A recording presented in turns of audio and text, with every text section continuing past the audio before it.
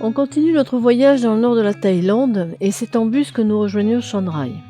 Cette courte étape nous permettra de préparer la suite de notre voyage car on y prend notre avion pour Krabi dans le sud. On, on profite quand même de notre séjour pour se promener dans la ville, faire un tour au Night Bazaar et admirer la fameuse Clock Tower.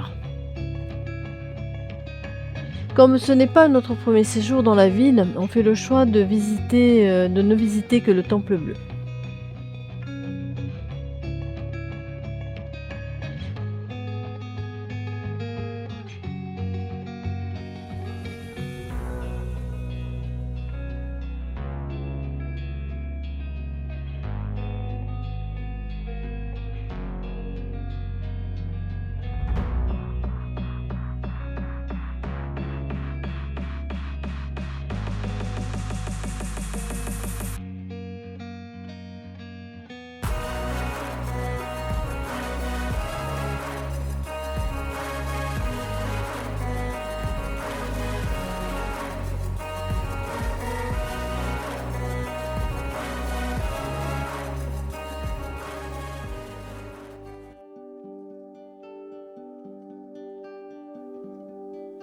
Contrairement à de nombreux temples en Thaïlande, le temple bleu de Chiang Rai est une création récente. Il s'élève sur les ruines de l'ancien temple abandonné et la construction a débuté en 1996, mais ce n'est qu'en 2005 que les travaux prennent réellement forme.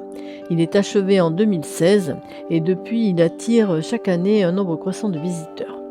Il faut dire que le temple semble littéralement baigné dans une mer bleu saphir. Le bleu est partout. Il faut savoir que dans la symbolique bouddhiste, le bleu représente la sagesse, la pureté et la sérénité. Il évoque aussi le ciel et l'infini et invite les visiteurs à un voyage intérieur entre contemplation et émerveillement.